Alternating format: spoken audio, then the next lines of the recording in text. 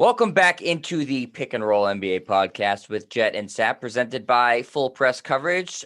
Taking a break from the NBA Finals coverage that we've been doing for the past couple of weeks because the NBA never sleeps, and just because there is an NBA Finals going on and a couple days between games doesn't mean there's not some massive news going on in the association. And that was the case today, Sap, as reports are indicating what a lot of people thought might happen, in that Dame Lillard is about to officially request a trade from the Portland Trail Blazers. This is coming via Henry Abbott of True Hoop, who says, quote, "A source close to Lillard says that in the days to come, he plans to request a trade." So it hasn't happened yet, but I mean, it seems like the wheels are in motion. Probably just hasn't happened because Dame is with Team USA in Las Vegas and hasn't had a chance to talk to Neil Olshey, the president of the Blazers, and formally sort of get this thing done. But Sap, it did almost seem like the writing was on the wall a couple weeks ago when fans, I put that in quotation marks, were tweeting at Dame Lillard about the Chauncey Billups hire and giving him a hard time about it, that he was getting frustrated. So are you surprised that it's come to this, Sap?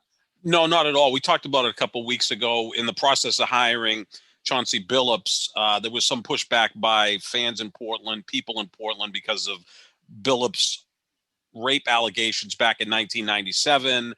And in the meantime, it appeared that Dame Lillard was on board with Chauncey Billups being the next coach of the Blazers. He also had supported some other coaches. So the fans, who oftentimes don't think, and I don't even know if it was fans, it may have just been other people in Portland that aren't necessarily fans, but are, active socially, so justice warriors, whatever the case may be, decided that they were going to push back against Dame Lillard, who's the biggest star in Portland by far.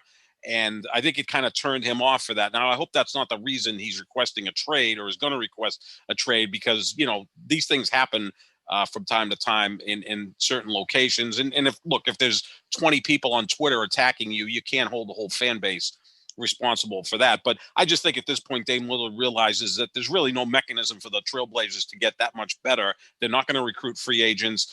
They're always good enough to make the postseason, but not bad enough to be in the draft lottery and get a really good young player. So they're in no man's land, which is the worst place to be in the NBA. So he's looking at his legacy. He's a great player. I think he's one of the top 10 players in the league. And he's at this point saying, look, I'm turning 31 years old, which I think he did just the other day. And it's time to try to win a championship somewhere. It's not going to happen in Portland. We'll see where he ends up next year. But this is not a surprise whatsoever. Yeah, so he signed an extension last year, and so he hasn't even begun his extension technically. So the Blazers, it's an interesting circumstance because obviously he's, I think, the most popular player in franchise history. You could make a case he's the greatest player in Blazers franchise history. He also is now, like I just said, under contract. So typically when a star wants out, we've seen they have maybe 2 years left on their deal at most. He has 4. Right. So the Blazers aren't going to be they will slow play this, I'm assuming, Sap, and try to probably change his mind first and foremost, because they don't have to rush and scramble to. I don't think he's a guy who'll say, I'm just not going to play. I'll hold out. We haven't really seen that in the NBA, or show up out of shape like James Harden did last year. So if there's whenever your star requests a trade, it's bad for the team, obviously. But if there's any saving grace for the Blazers, is they do have time to figure this out and get the best deal possible. And also they have time to try to potentially change his mind if they want to go that route, Sap. So it's a little bit of a different circumstance than the Anthony Davis situation we saw a couple years ago, or even the James Harden circumstance that we saw last year, because of the contract situation. And then you have to talk about also, obviously every team would want Dame Lillard, but not every team has the ability or the timeline that matches up to be able to acquire Dame Lillard. So I don't necessarily know that this is going to play out. I wouldn't say definitively today that he's 100% going to get traded from Portland. I usually, when the star asks for a trade, you can write it down in permanent marker, he's going to get traded. But because of the contract status, because of his significance to Portland, and because of the market, I don't necessarily know that this is a foregone conclusion. Isn't it easier to trade him, though, with 4 years left on his contract, where you can look to a team and say, look, we want a lot in return for Dame Lillard. He's one of the 10 best players in the league. He could put several teams over the top. Say if he goes to Philadelphia or pick any other franchise that he'd go to, he'd make them instant contenders, or at least maybe even put them over the top. But he's got 4 years left on that contract. So that's a really good commodity to trade. Now, maybe when he gets traded, they look to extend him. I'm not sure how all of that works. That becomes very complicated. But if he's got that many years left on his contract, that's a very, very important part of this, right? I mean, when James Harden decided he wanted out of Houston, he had 2 years left in his contract. That's better than just 1 year on his contract. And the same thing happened with Kyrie Irving when he wanted out of Cleveland. The Celtics knew they had 2 years to get him and try to convince him to stay there, which didn't work out. I think James Harden's more likely to stay in Brooklyn than certainly Kyrie Irving was likely to stay in Boston. This is very, very interesting with all of this. Then you factor in he's 31. He's a smaller guard. I don't see him being an effective player at 36 or 37, but I still see him being an effective player for the next 2 to 3 years. And again, the way the NBA works, Jet, I think you have to strike when things are hot. I mean, if you're a team like, say, Philadelphia, and you think you're a Dame Lillard away from being a championship team, and if it means you have to give up Ben Simmons and something else, and you think that Dame Lillard and Joel Embiid will put you over the top, you go ahead and do it. We saw what Toronto did a couple of years ago. They knew there was a real strong possibility they were only going to have Kawhi Leonard for 1 year, but they did it and they won a championship, and now they're retooling. So I think it's going to happen. The only way it may not happen is I think Chauncey Billups may have to be the peacemaker, right? The person who comes in and talks Dame Lillard into staying, and that they'll have a good relationship. I think he likes Chauncey Billups. It's just he was turned off by the blowback he received because he supported Chauncey Billups. Well, Billups Right. is now the coach. We'll see if they can mend fences there. I just appears to me that Dame Lillard's at the point like it's time for me to win a championship, and it ain't going to happen here. Yeah, I mean, I think that it's certainly that's the lead frustration there, and it's hard to win a championship at a smaller market team. Mm-hmm. It's just not something that happens all that often in the NBA, and Lillard's been incredibly loyal and vocal about that. So this is sort of a different part of his. He's almost veering off into a different part of a brand now that we're expecting of Dame Lillard. You just expect him to be this super, super loyal guy, Right. Mr. Blazer, and now we'll see if his reputation takes a hit, if fans turn on him. I think that'll depend on the destination. Again, I'm because of all these external factors, Sap, I'm not going to say definitively, yeah, he's 100% going to get traded, because I don't think Portland obviously doesn't want to trade him. And because of the years left on his deal, yes, that has them operating in more of a position of strength typically than teams who are hit with trade requests. But still, they prefer to just keep the guy. So they can slow play this and try to convince him. And I do think because he is so loyal to Portland, he would be somewhat receptive to maybe Chauncey Billups' message and maybe a trade that they make to try to help him out if they trade McCollum and maybe they get a little bit better. I don't know. But I'll operate on the assumption that he does get traded, Sap, just, for the sake of argument. I'm glad you mentioned the 76ers because they seem like the most logical trade partner. I've been, since I saw this request, I've been on my ESPN trade machine, as I like to do. And we talked about this, Sap, midway through the playoffs. The Lillard for Simmons swap would make sense for both teams. But because of how poor Ben Simmons played in the postseason and how great Dame Lillard played in the postseason, Portland wouldn't be amenable for a 1-to-1 swap, even with Lillard requesting a trade. So you'd have to look at what else can Philadelphia put in there to make it worth Portland's while, or to one up an offer that another team's going to come up with for Dame Lillard. So I do think that the bare bones of a Lillard and Simmons swap is probably makes the most sense, but Philadelphia is going to have to kick in more to make that worth Portland's while. Would it be Matisse Thybulle and maybe a draft pick or two to make this thing work? I mean, Dame Lillard's a better player than Ben Simmons. He's also 7 years older. Ben Simmons is 9 inches taller, has incredible potential, but seems to be stagnant at this point in his career. And you're also, if you're Portland, you're trading the face of the franchise.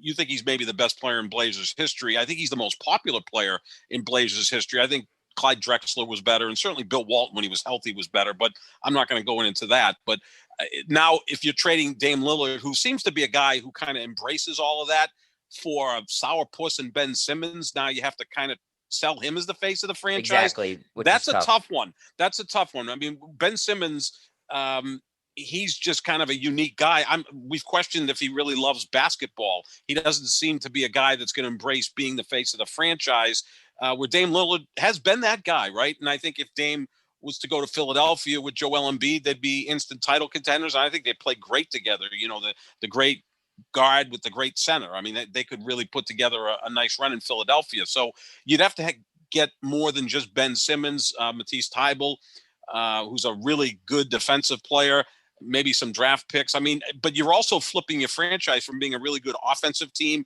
with a poor defense. All of a sudden, Ben Simmons and Thybulle would make you a really good defensive team. So you have to kind of sell that to your fan base as well. So Philadelphia does make a lot of sense. Look, there's probably 15 teams that are like trying to figure out a way to get Dame Lillard, whether it's the Celtics. Just pick any team you want. The Lakers are probably trying to make something happen, although it's nearly impossible because of the contract. Yeah, they'd have to trade Anthony Davis. That's the only one. Right, and that's not going to happen. I mean, the Celtics... And the Blazers won't trade him to the Lakers, period. They won't. I mean, most likely they'll trade him to the Eastern Conference. So you're talking Philadelphia, you're talking the Celtics, so that's going to include Jaylen Brown and something else, right, along those lines. I know Golden State's been thrown out there. Like, that would be kind of an interesting team. Obviously, Steph Curry, Dame Lillard, and Klay Thompson, like, they'd score a lot of points and shoot really well, but they wouldn't defend really well other than Klay. I mean, they'd be in a lot of 130 to 127 games, and they could send James Wiseman, Andrew Wiggins, so the contracts kind of work, and they have the 7th and 14th pick in what's supposed to be a pretty deep draft. So that could work, but does Portland really want to go trade Dame Lillard to Golden State? I think what Portland, if they're going to trade him, has to do is just get the best deal possible, because they're probably going to, sink after trading Dame Lillard. So go get the best package you can get. Sometimes if it means trading him to within your own conference, go ahead and do that. I'm going to throw one other wild team in there. And there's probably like a 1% chance that this could happen. Could you see a swap of Dame Lillard for Kyrie Irving? Yes. I mean, that to me makes some sense, right? Because I think that the Nets would do it in a heartbeat. I think the Blazers would be very trepidatious about doing it. I mean, Kyrie's a tough nut to crack, right? Yeah, I think that if that's what the Blazers wanted to do, that's probably the best individual player they could get in a sort of a 1-for-1 trade. But man, would that piss Kyrie off, for one. I don't know what Durant's, if he would be upset or if he would like it. I don't know what the deal is. But yet, Brooklyn would do it in a heartbeat. They wouldn't even question it. Portland would be like, this guy could, our team is already in tough shape. This guy could completely take a blowtorch to it.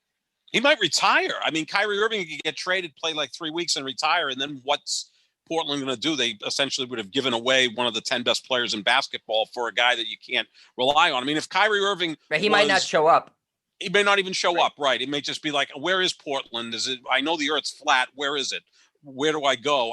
Other than he knows that, Beaverton, Oregon's close there, and the Nike connection, who knows? But that makes the most sense, because Kyrie and Dame are very similar as players. I mean, I'm not going to get in a discussion who I think is better. I think at his peak, Kyrie's even better than Dame Lillard, but Dame Lillard is a professional. He's durable. He's dependable. Those are three things that Kyrie Irving is not. So I think you see the difference there. That would be a fascinating trade. Maybe the Nets would have to give a little bit more to get Dame Lillard, because he is reliable, dependable, and an adult, so they may have to give more than Kyrie Irving.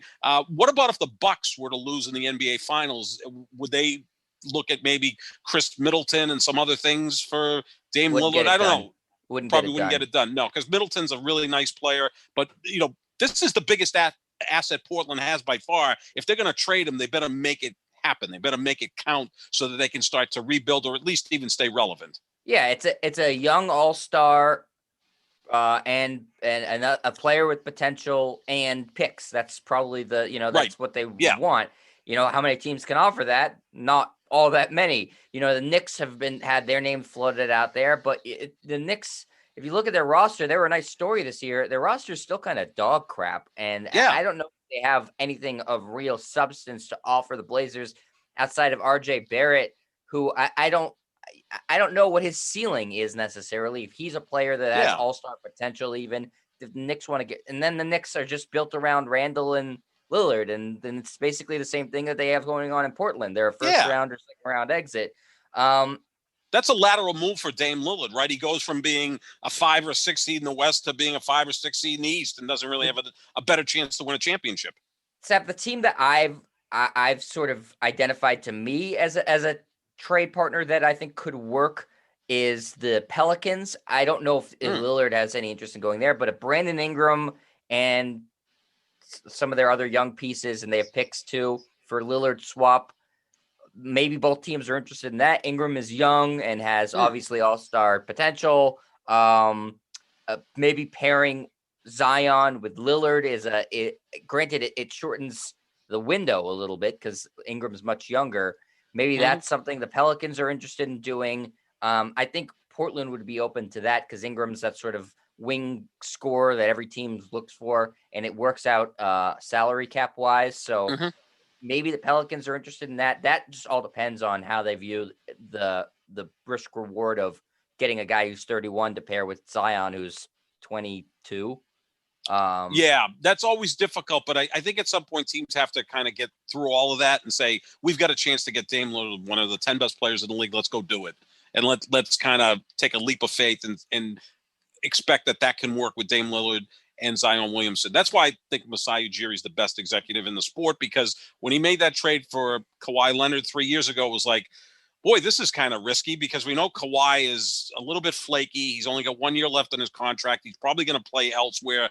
They traded DeMar DeRozan, who was arguably the most popular player in Raptors history, right? And other pieces. And it's like, this isn't going to work. And then, 10 months later, they're hoisting the championship trophy. So I think sometimes you just got to go do it. That's why I'll even throw the Celtics into the fray. It would be Jaylen Brown and something else to get you Dame Lillard. Now, I'm not a big fan of trading Jaylen Brown because he's 24 and I think he's an ascending player.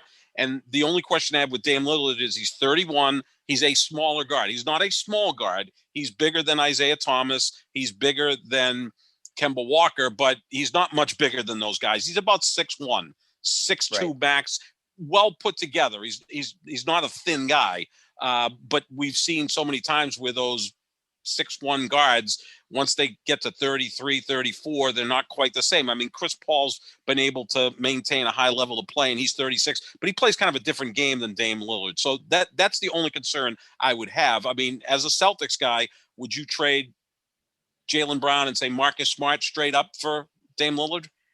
I mean, I love Dame Lillard, and I do think obviously he's a better player than Jaylen Brown.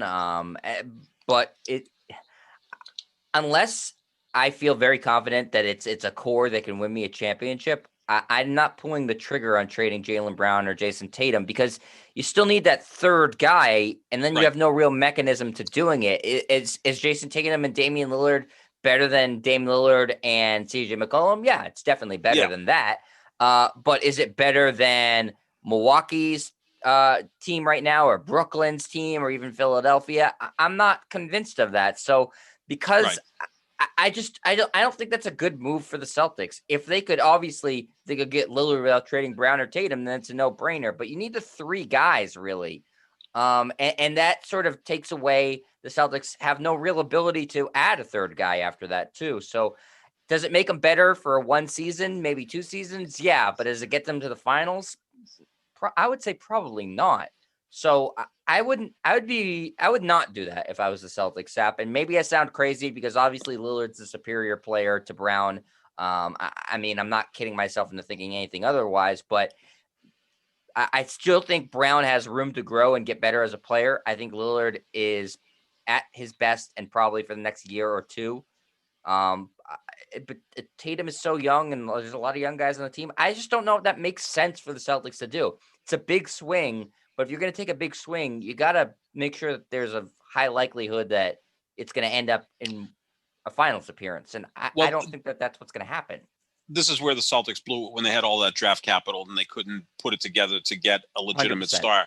That's just what happened in 2007. You had Paul Pierce. You were able to take all your assets and trade it for Kevin Garnett, and then you were able to take the 5th pick in the draft and flip it for Ray Allen. That's what you were able to do. The Celtics had opportunities to do that because they had some really good draft capital, and they weren't able to parlay that into someone else. So now they're stuck with not even on a first-round pick this year, and they have Jaylen Brown and Jason Tatum, which is tremendous. That's an outstanding young duo. But what's the mechanism to get that third guy? I mean, it's not Al Horford. He's going to be a role player. It's not Evan Fournier if they bring him back. It's not Marcus Smart. It's not, Robert Williams III. These are all role players, niche players, a legitimate third star. That's what you need to get. And you really have no way of bringing someone here unless someone's totally disgruntled and says, I want to go to Boston. And, that's kind of what James Harden did. James Harden did it with Brooklyn, but that's because they have Kevin Durant and Kyrie Irving. That's what James Harden wanted to do. Right. I mean, if you had a disgruntled star, if Dame Lillard put up a stink and said, I want out and I want to go to Boston, maybe something could happen. And maybe, Jason Tatum's trying to recruit Dame Lillard right now because they're playing on the Olympic team together. Although I still don't believe Jason Tatum could recruit anyone. I don't picture him as a salesman, right? I mean, he just doesn't seem to have that in his. Well, his kids seem to get along with Damian Lillard's kids. They've been playing at the Olympics. So that's nice. Deuce. I think Deuce is a better salesman than He Jason might be. Tatum. He might Oh, be. Deuce could recruit anybody. I'd go play for the Celtics to hang out with Deuce. That is the coolest 3-year-old in the country. Absolutely. But Jason Tatum doesn't strike me as the guy that's going to be behind the scenes putting deals together, a la LeBron James. He just doesn't have that type of personality. He's kind of very laconic and, sometimes doesn't seem to really even have a heartbeat. I worry more that Tatum is being recruited by other guys at, the Olympic. Yeah, I agree with you. At the Olympic right now where they're, playing in Vegas and then eventually when they go to Tokyo. And at some point, Jed, I think you and I might be on the U.S. Olympic team because, they're dropping like flies and bringing in guys that I'd never heard of or, still can't believe are in the league. Yeah, we're going to talk about the Olympics in a second. Yeah, but I agree with you. I think Tatum is more susceptible to being recruited than to recruiting. Yeah. Sap, if I'm looking also, at the landscape, just a couple more teams that I think that obviously every team wants Dame Lillard. We can just throw that out. Sure. Of course you want him. Teams that I think the team that would be the most desperate to try to get him is Dallas. Yes. I don't think that they have the mechanism to do it, unfortunately. But of all the teams that want him, I think they would want him the most, if that makes sense. Man, could you picture Dame Lillard and Luka? Oh my Most Lord. teams need 3 guys, Sap. When you have a player the caliber of Luka, you can get by with 2, like LeBron did last year with just him and Anthony Davis. Because he's a force multiplier. Because he not only can get his 30, he can also get you 10 assists, right? So that's what makes him such a unique player. Right, and Lillard, I think, makes his teammates better too. So you have 2 of those guys who do that. If Dallas had any mechanism to do that, they would trade. They'd literally say, whatever picks you want, whatever players not named Luka Doncic on the team, take anything you want. Yep. I think that's the team that would throw. If they could, they'd throw 100 picks at it because they would just. That could work. That could win you a championship. Those 2 guys. Absolutely. Yeah, I mean, and Porzingis isn't really enough for Portland to want. Yeah, I mean, he's another guy. Negative value, maybe. Exactly. Porzingis and Simmons probably had the worst postseason of any players, right? I mean, their value went down. I think Paul George's value went up, right? Yeah. Because look at what he did. He got his team to the Western Conference Finals, Game 6, without Kawhi Leonard for half of the playoffs. So I think his value went up. In fact, talking about Paul George and Kawhi Leonard, do the Clippers have any real possibility of getting Dame Lillard? They would probably have to trade Paul George, right? Yeah, straight up for Dame Lillard. 2 guys, yeah. And is that's kind of a lateral move? I mean, I think Dame Lillard's one of the 10 best players in the league. I think Paul George is one of the 15 best players in the league. And Paul George is a little bit younger. He gives you more on the defensive end, obviously. So I don't even know how that works out. And you also got to figure out what the hell Kawhi Leonard's going to do. Is he going to opt in for another year? Is he going to opt in for a long-term deal with the Clippers? Is he going to go elsewhere to play? Is he going to join the circus? I mean, he and Kyrie Irving are 2 guys they're marvelous talents, but you just can't quite get your your arms around them and figure out what the hell they're going to do. Kyrie talks too much and Right. Kawhi doesn't talk enough. And like Kyrie says a lot of things and makes no sense. And Kawhi is like, chief in One Flew Over the Cuckoo's Nest. He doesn't speak till the final 20 minutes of the movie. So it's going to be a fantastic offseason because you've got a legitimate stud that apparently wants out of Portland, and you're going to have every team in the league is going to be, trying to figure out a way to get him. Let me throw out two last scenarios for you, Seth. Okay. Miami, an Adebayo for Lillard, not straight up swap because, again, that's not good enough for Lillard. Adebayo and Hero and maybe a pick. Yeah, that could be, right? Chumwa. Is that something that either team would be interested in? Miami, that would be Miami saying, we have like about a 2-year window to get this thing done and win a championship. Yeah. I mean, and look, what happens if Kawhi opts out of the Clippers and decides to sign as a free agent with Miami Heat? Now there's a super team, right? Yeah. Damian Lillard, Kawhi, Jimmy Butler. That could be the best team in basketball. It could also blow up a little bit because of Kawhi's not being a really communicative guy, and then obviously Jimmy Butler is kind of his own guy. But that would be very, very interesting. Look, I think almost every player in the league would like to play in Miami. No state income tax, great climate, good culture. Pat Riley. It's kind of a cool organization to play for. So that's a possibility. I mean, Tyler Would you Hero, do it if you're Miami? If without the guarantee of Kawhi, would you swap? Yeah, Adebayo I would, because these teams Lillard? like Miami are like stuck in no man's land. Like, is Jimmy Butler, Bam, and Tyler Hero and whatever else they got there, are they going to beat a healthy Brooklyn team? No, they got swept by the Bucks this year. And I know this was a weird season, so let's, factor that in as well, because Miami did go to the finals last year and had a really short off season. So, but that team's not beating anybody, right? I mean, maybe they'll win one round in the playoffs. They're not going to beat Milwaukee, Brooklyn, or even Philadelphia if Philadelphia gets their act together. I mean, even Atlanta's better than Miami at this point, I think. So, I mean, if you can get Dame Lillard for Bam Adebayo, Tyler Hero, draft picks, that's a possibility. And we know that Pat Riley is ready, willing, and able to make these types of deals. He's not a guy that stands idly. I don't think Pat Riley at this point in his career is really pleased being the 6 or 7 seed in the Eastern Conference. Right. He'd like to win another title where people can say, well, he only won titles with Magic, Kareem, Shaq, Wade, and LeBron. Which that's no knock against Pat Riley, because name the executive or coach that won titles without great players. It just doesn't happen. I mean, maybe we could throw Larry Brown out there with the 04 Pistons, but that type of thing happens like every 20 years in the NBA, or Lenny Wilkins winning in 79 with the Sonics, where their best player was Dennis Johnson, their only real Hall of Famer. So, I mean, it happens every 20, 25 years. So, I mean, but I think these guys always want to kind of prove themselves. I think Popovich is trying to do that now in San Antonio. Hey, I can win a title without Tim Duncan. Well, apparently you can't. Right. Bill Belichick's trying to prove he can win a Super Bowl without Tom Brady. Well, apparently you can't. It's still a players' league, whether it be basketball or football. So, Miami certainly would be in play. You could throw almost any team out there, Jed, and it would make sense to me, because who the hell doesn't want Dame Lillard? The most fun one is Golden State, right? Because they have a lot of assets there, right? Wiseman, Wiggins, because of the contract, the 7th and the 14th pick. But would that would be the most entertaining team in the history of the NBA, right? Lillard, Curry, and Klay Thompson. But what would it win? I mean, I don't know.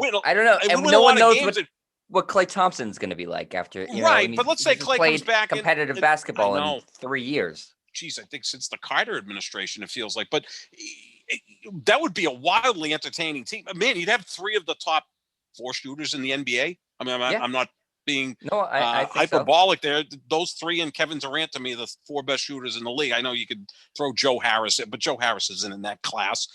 I mean, that would be quite fun to watch. Klay plays really good defense. You'd have Draymond as like the bouncer at the nightclub, and you could go find veterans that would drool to go play in that situation. That would be absolutely wild. And the thing is, it'd be very small. It would be very small, but man, would that be entertaining? I mean, every 13-year-old kid would be following the Golden State Warriors. They kind of already do because of Steph, but then you throw Dame into it, because Dame's very popular with the young kids as well, because he's not a big guy. He's exciting to watch. That would be fascinating to watch. And they may have more assets than anybody, Jet, because they have the 7th and 14th pick in this draft, which is supposed to be a pretty good draft. Yeah, and I guess it depends what you think of James Wiseman. I don't know. That's the X factor.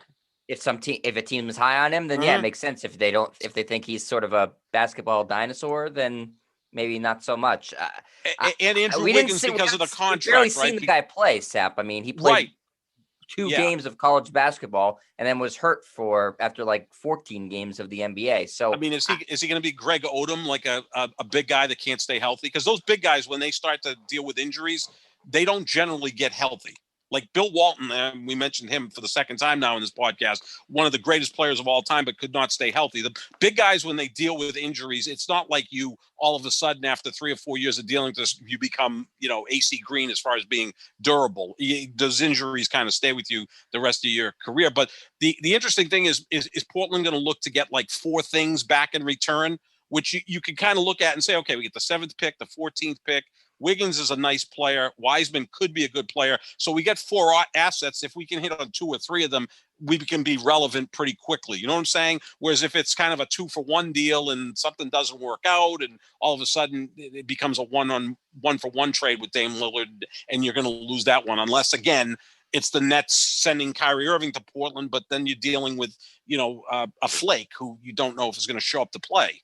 Right. Well, let me ask you this, Sap. Do you think Portland's going to be at all deferential to where they send Lillard in terms of what he wants? Could a team like, I'll just throw a random one out there, Cleveland, they have a bunch of young players and picks. They do. They're not good. Could they package, Colin Sexton and whatever pick? I think they have the 3rd pick this year, and Okoro, who they took a bunch of young players, and say, hey, we really need to start a market to get people to, we're not necessarily going to win a championship, but we need somebody to be able to market. And they offer what would be the best package to Lillard, but it would be kind of a crap team that they're sending Lillard to. Do you think Portland would be interested in doing that, or will they show some deference to Dame Lillard and try to send him to a team that he has a chance to compete for? Since it's not a free agent destination, Portland, they just got to go get the best deal they can. If it means Cleveland, then so be it. I mean, you've got to be at times cutthroat. I mean, if you're a free agent destination, you may want to show a lot of love to Dame Lillard because we know how close the players are in the NBA. If you appease him, then you get good marks for the Portland Trailblazers and they can go get a free agent or 2 down the road, but it doesn't seem to be a destination. It did kind of work against Danny Ainge the way he handled Isaiah Thomas, that a lot of players in the league were turned off by that. Right. So that is something that you kind of have to juggle. Hey, here's a theory. I mean, we're just spitballing all sorts of nonsense out here today. Why not? It's Friday, and there's this big gap between, games 4 and 5 in the NBA Finals. If he goes to Cleveland and LeBron decides to go back to Cleveland, wrap up his career with the Cavaliers and Dame Lillard, who the hell knows? I mean, anything's possible. I sound like Kevin Garnett. But, that would be another wild scenario. Why not? There's a lot of smart teams, obviously, but there's also dumb teams. And I'm not saying acquiring Dame Lillard is dumb. He's a great player. But, I do think that there's teams that would say we need to get asses in seats. And we will be willing to try to fast forward on our rebuild or punt the rebuild to get Dame Lillard in here and get asses in seats, even though we won't realistically be competing for a championship.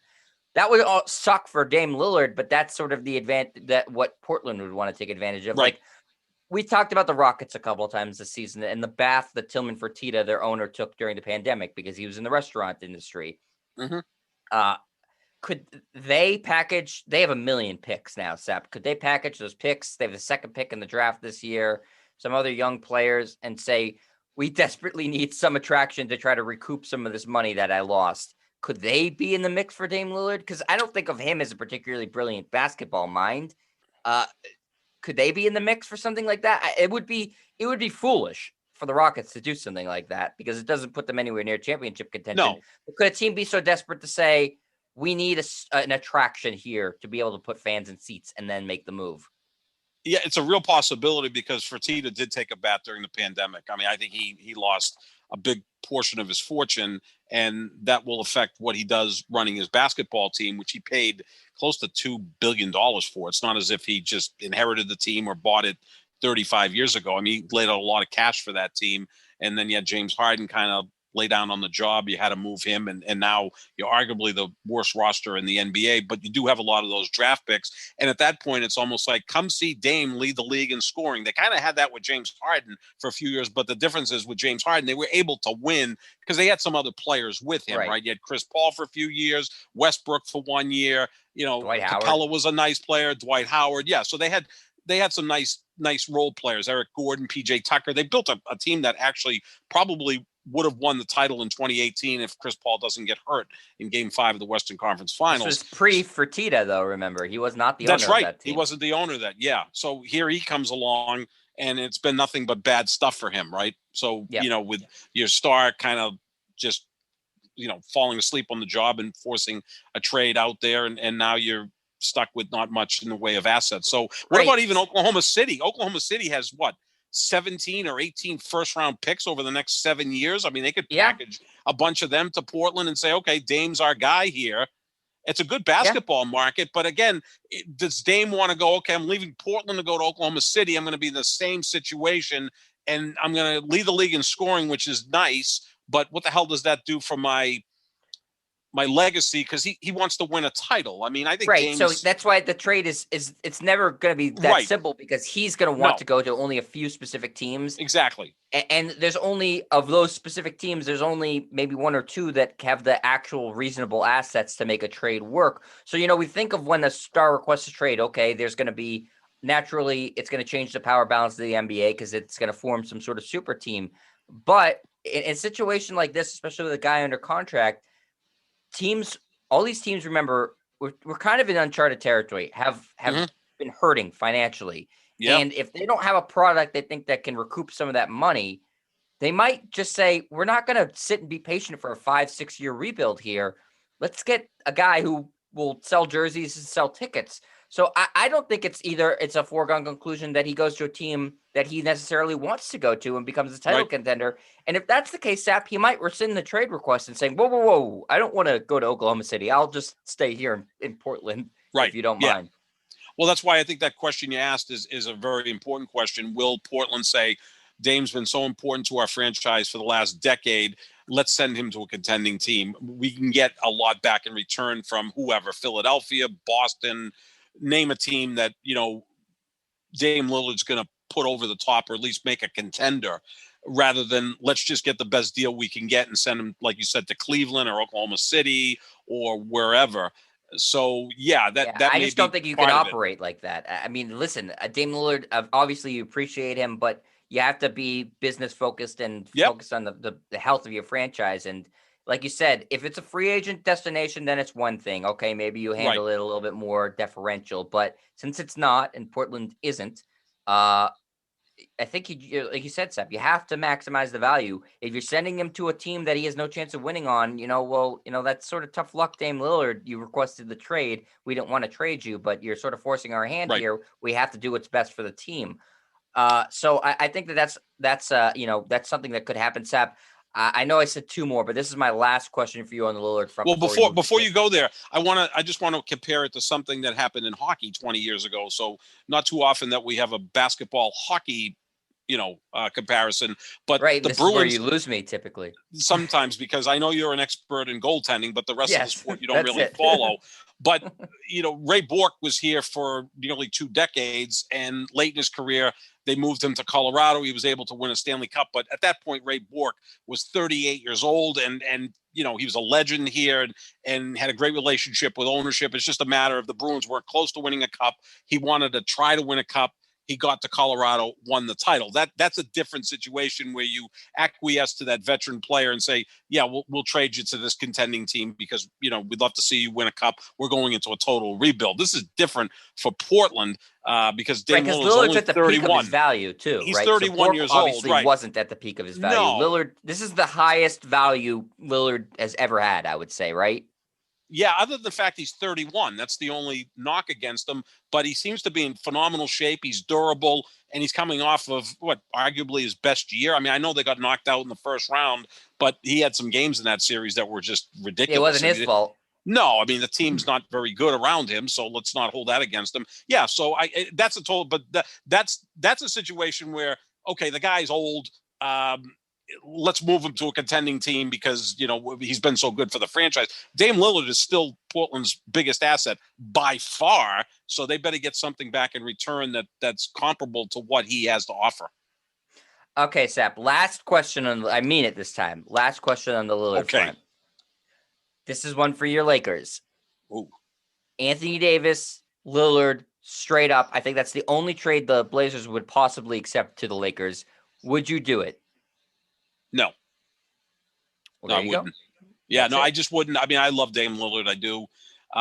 Anthony Davis is more of an impactful player, again, because he's such a great defender. Now, he's not as dependable as Dame Lillard. We know how much Anthony Davis has missed throughout his career. Again, this year, I don't think he showed up to camp ready to play.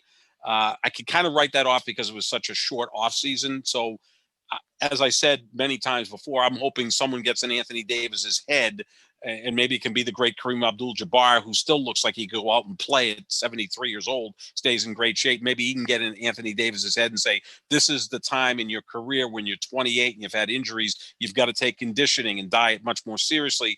Because if Anthony Davis is healthy, as great as Dame Lillard is, Anthony Davis is a better player, right? Because we're talking about 6'11" versus 6'1". We're talking about an elite defender against a guy in Dame Lillard who's, I think, a below average defender. So, no, I wouldn't do it. I would hold on to Anthony Davis and just hope like hell that he takes conditioning more seriously and can fulfill his potential over the next 5 years with LeBron James. Yeah, for any Lakers fans listening, it is the only mechanism to get Lillard to the Lakers. The only way. Yeah. It's not Kyle Kuzma, Alex. No, the Lakers roster sucks, Sap. It's two guys. It's terrible. They have nothing of value to other teams. I mean, I think a team would like Taylor Horton Tucker, but they'd like him as the seventh guy on the team. Jet, they may have if you take the top two players off of every NBA team's roster, they may have the worst roster in the NBA. I mean, because their third best player was Dennis Schroeder, who's I think them sucks. The Celtics. Yeah, it's not. You're right. I mean, at least the Celtics. I mean, I'll Marcus Smart's. I guess he's probably about as good as Dennis Schroeder. I mean, Robert Williams is probably as good as Kyle Kuzma. I don't know. They don't have much after that. They were able to win the title because of LeBron, Anthony Davis. And then if you're going to have guys that aren't quite, the third best player on the team. I mean, every team has a third best player. It doesn't mean he's a real number three guy. But they better be veterans that understand their roles, and they're kind of like the way Milwaukee does it, or the way Phoenix does it with a Jay Crowder or someone like that who understands. Okay, this is I've got to play defense. I've got to hit the shot. I kind of know my role. You can't have a guy like Kyle Kuzma, whose opinion of himself is so through the roof, who actually isn't that good. He could average 25 points a game in a season or something like that. Sure, why not? Well, I mean, who was it? Vlade Divac said that Michael Jordan in today's NBA would have averaged 80 a game, which Ooh. That's interesting. That's a lot of points. I mean, I think MJ could have scored 40 a game in this NBA. 80 points. I mean, that's since MJ never scored 80 points in a game. There's only two guys in the history of the league ever scored 80 or more points in a game. One of them's Wilt Chamberlain. The other one's Kobe Bryant. But, Vlade, who was not exactly the best executive, maybe he's sipping a little bit too much wine. No, he picked Bagley instead of Luka Doncic and Trae Young. That was a great good move. Pick. Great move. Great move. It was purely out of spite too, because he doesn't like Doncic's dad. So that's a good way to run a team. Brilliant. Isn't that brilliant? I mean, he did pick De'Aaron Fox, right? So yeah, okay. That was a good choice. Well, yeah. I mean, the Kings have taken over the mantle from the Clippers as the worst basketball team. Yeah. All right, Sap, we'll get into Team USA a little bit. Dame Lillard actually took a transition because he is one of the members of Team USA, and Team USA is dropping like flies, Sap, right before the Olympics are about to start. Man. Bradley Beal, sucks for him. I feel terrible for him. He's going to miss the Olympics because he's got COVID. I shouldn't say that. He's in contact tracing. They don't say if he has COVID or not. I think we can pretty accurately say he has COVID because they're already ruling him out for the Olympics. So he's done. Kevin Love is withdrawing because he is admitting to the fact that everybody knew that he sucks and isn't able to play up to snuff for the Olympic team. And Jeremy Grant is in contact tracing too. So what Team USA did today was they added JaVale McGee off the street, seemingly, and Keldon Johnson, who's been playing with them on the select team, which is basically the team they scrimmage against. And they'll figure out if they need to replace Jeremy Grant or not. But Team USA obviously still the favorites. No matter what happens, they'll have Kevin Durant on the team and Dame Lillard, so they'll be the favorites with just those two guys. But this is not a good way to head into the Olympics, especially when you talk about they've lost 2 of the last 3 exhibition games to Australia and Nigeria. They blew out Argentina the other day, but they're sort of limping into this field that they were expected to dominate, Sap. Yeah, I mean, they've won every gold medal since 2004. They lost the gold medal in 2004 when Argentina won it, and then the next 3 Olympics they just breezed through right in 08, 12, and 16. You I don't believe they lost the best players in the league. I mean, they had the best players there for the most part, right? I mean, you had in 8, you had LeBron and Kobe both at the height of their powers, and they could have put me, you, and some other guy out there, and they were going to win the gold medal. In 12 and 16, the same thing. So we're expecting them to do the same thing in Tokyo. And the one thing I always want to put forth to people is a lot of folks will say, well, the world's catching up to us. Yes, the world is, but not one individual country is catching up to us. Right. I mean, so if you look at the 10 best players in the NBA, 4 are foreign-born players, right? You've got Giannis, Luka, Nikola Jokic, and Joel Embiid, right? Born in some other country besides the United States. That's 4 of the top 10 players in the league, but those 4 guys are all from 4 different countries. We still have by far the most talent. No, it's a great point, Sap. That's a perfect way to describe it. The world is catching up, but not an individual country. No, I mean, if I would like to see the All-Star game, the world versus the United States. I think that'd be terrific. Really fun. And look, Kyrie Irving and Ben Simmons, born in Australia, could play on the world team. Again, Kyrie could look at the map and see Australia's, way over to the right, down south, on that flat map of his, and he could represent Australia with Ben Simmons. But you'd have a phenomenal team. Right? Those 4 guys I just mentioned with Kyrie, Ben Simmons, Andrew Wiggins is from Canada, whatever. So you could put together a really great team from the world. We should still be the favorite, and I think we are. I'm questioning as much about, is Popovich the right coach for this? As much as we respect Popovich and think he's the greatest coach, maybe in the history of the sport, you're finding out that it's still about talent, right? I mean, we think Belichick's the greatest coach of the Super Bowl era, and he probably still is, but without Brady, it's a different dynamic. Well, Popovich without Duncan and without Kawhi, it's a different dynamic in San Antonio. And he's been more about the system, and he's very flexible though, right? I mean, the Spurs always had this system, but let's not forget the Spurs at first were a defensive team, then they became an offensive team, then they became a defensive team again. I think he's very flexible as a coach, but I just wonder if, he's trying to maybe implant that system a little too strongly on these guys. And look, these guys just wrapped up the postseason, 2-3 weeks ago? And, are they really in the right frame of mind to go play? They're adding a couple guys who are still playing. Holiday, Booker, and Middleton are all committed to the team. Now, whichever team loses in the finals, I think the player or players on that team will not go. Like if I'm Devin Booker and the Suns lose, I'm not going. I got to go get my nose, healing up. And you're going to be so down, you may not go. Middleton and Holiday, I think if they win, they're going to literally fly there without an airplane because now they're going to be newly minted NBA champions. They may still be hungover from the celebration or vice versa. I mean, if Phoenix wins, Booker's probably going to say, screw the broken nose. I'm going there to, stick it in everybody's face that I'm an NBA champion.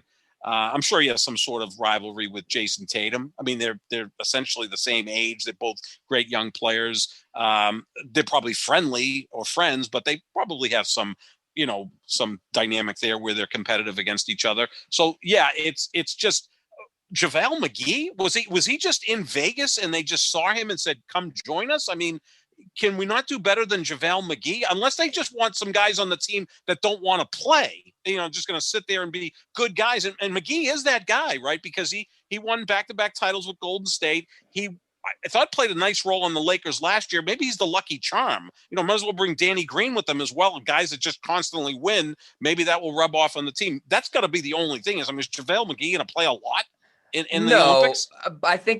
I think they play him. Some of the teams are pretty big that they're playing. Right. And this is not a big team, Team USA. No. Listen, he's basically in there. He would be in there to block shots and commit fouls. Right. So no, he's not he wouldn't play a lot. You think, okay, take the 10, 12 best guys and that's the team, but that typically doesn't work. Right. you need to have guys who play sort of different roles. That's why obviously Draymond Green is not one of the 12 best players in the world, but he's a perfect Olympic player because he'll do the dirty work. Jeremy Grant, I thought was a great addition too. Now he might not play. Yeah, I mean, I still think they'll be fine ultimately, Sap. McGee is, I think will be the last guy off the bench, obviously. Keldon Johnson, people aren't very familiar with him because he plays in San Antonio and Popovich is the coach. So I think that, he took him, as kind of a favor to his player, and he's fine, but he won't play all that much either. They're basically, I think they're relying on their talent carrying them forward, and fortunately they have a lot of that. Who's going to really threaten them, Sap? Spain's not what they used to be. Mm-hmm. Slovenia, which is where Luka plays, is a one-man team. Australia, as you saw the other night, is very good. These teams. So the thing is, with these teams, none of them is going to be able to equal the talent of Team USA. No. That's just a fact. But they have been playing together for a very long time, and Team USA has been playing together for about a week, with the exception of the guys who are teammates. Like Holiday and Middleton, they'll have chemistry with each other. But yeah, so I mean, it's a weird way to go in the Olympics. I wouldn't say bet the house on them winning, but I still think at the end of the day, they should be able to win the gold without that much of an issue. But it is a weird way to go into the Olympics with COVID and guys dropping out. It's not a great thing.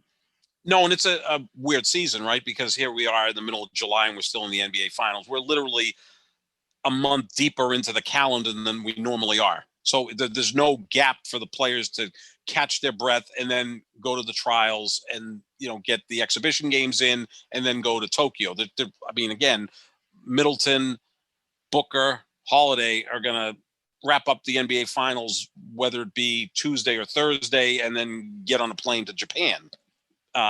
That's not an easy thing to do. Also, I think the players that are there now are going to have to get used to how international basketball is.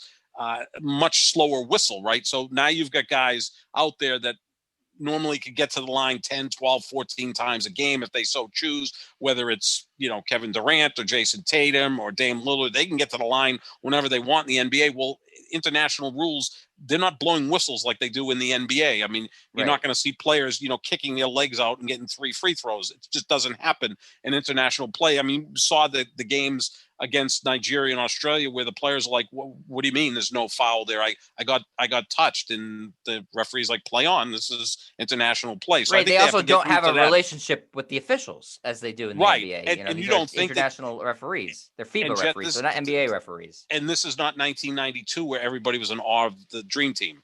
I mean, that was literally a joke. I mean, there were guys were getting posted up by Charles Barkley yelling over to the bench, take a picture of me. I'm being posted up by Charles Barkley. I mean, it was as if like, a house musician all of a sudden ran into the Beatles. They were going to be intimidated by them. I think there's still a level of respect for these NBA players, but the guys on Nigeria or Australia, they weren't intimidated by the NBA players because each of those countries have 5 or 6 guys that play in the NBA. I mean, they're not great players, but they do play in the NBA. So they're not intimidated. And certainly the officials aren't intimidated. If anything, you know how officials are. They'll look back and say, I don't care if you're Kevin Durant, Jason Tatum, or Dame Lillard. I'm not calling a foul because we don't call fouls like that in international play. So that's something they're going to have to adapt to. And again, I just question if Popovich is the right guy for this. Well, who would you prefer? Obviously, I know you always would prefer Monty Williams. Monty Williams, yeah, he's kind of tied not available up right now. No, so who would you? Why did Coach K work? Why did Coach K work better than Popovich? Coach K, I think, because the way college basketball is, where players are coming in and out, that he became. This is what makes Coach K a great coach, and I'm not a big fan of Coach K. I think Duke is, the snobbiest program maybe in the history of college basketball. UCLA was pretty snobby in the late 60s, early 70s as well. But he's adaptable, right? So he changed the way he recruited at Duke, understanding that there were going to be a lot of one and dones. Duke used to always recruit and have players for 3 or 4 years, whether it was Leitner or Grant Hill, they did that. But there came a point where Coach K understood, okay, I'm going to get one and done, so I've got to adapt. And I think that made him the right guy for this. I also think Popovich, does he not seem old to you now? Like he just seems like he's always been kind of an irascible, cranky guy. he really seems to be that now at 72 or 73. Right. I know he lost his wife a few years ago. That's got to be hard for him to deal with. Maybe he's coaching because of that, to stay busy rather than sit and stew about losing his wife. So I think there's a lot in play there. They've got assistant coaches there, including Ime Udoka, who's one of the assistant coaches. Now currently the Celtics head coach. So yeah, I mean, I don't think you're going to lose the Olympics because of Greg Popovich. I would never say that, but I wonder if he's quite the right guy for this. Who else would be? Doc Rivers, I think, would probably be the right guy, although somehow he'd, blow the gold medal game after being up by 17 in the third quarter. Yeah, I mean, I still expect them to win. Sap. Their group in the group stage is them, Czech Republic, France, who's okay but not great, and Iran. So yeah, they should be okay. Yeah. If you're looking at the FIBA rankings right now, USA is the top ranked team. Spain is second. Australia is third. Argentina is fourth. So, you look at, let's look at Spain. They've been there. It's not the same Spain team that you're used to. Pau Gasol's not on the team anymore. Mm-hmm. Marc Gasol is old. Their best players, probably Ricky Rubio. I mean, they should be able to crush all these teams. That being said, these guys on Spain have played together for 10 years. And it's like, so it's a chemistry versus talent thing. Can Team USA develop enough chemistry in 2 weeks to be able to win the gold medal? I'd say yes. Yeah, absolutely. But I also think that these other countries, it seems like they play with more national pride than, say, the NBA players from the United States. To me, the NBA players from the United States are kind of there to appease their sneaker companies as much as anything. So there's a different dynamic there. Hey, maybe they got to bring Carmelo Anthony back. He's won 3 gold medals. Why not? He's good at it. Very good at winning gold medals. That's his claim to fame. He's never played in an NBA Finals. Might be actually the greatest player to never play in an NBA Finals, but he's money when it comes to winning gold medals. Why not? I mean, they got JaVale McGee on the team and Keldon Johnson. I mean, I barely had ever heard of him. So why not Carmelo Anthony? Yeah. All right, Sap. Well, that's going to do it for us here at the Pick and Roll NBA podcast with Jed and Sap. We are, as always, presented by Full Press Coverage. Got your latest stuff on Dame, on Team USA. We'll continue to follow, obviously, both those stories as they continue to develop, and we'll be back for reaction this weekend with the NBA Finals as it continues, as it's knotted up at 2 games apiece. So make sure you stay tuned for that, and you check out both of our Twitters at JohnSap25, at Jet Stryer, and you can find our podcast wherever podcasts are found or on YouTube at youtube.com/Jet Stryer. Thanks for listening, everybody, and we'll talk to you later. See ya.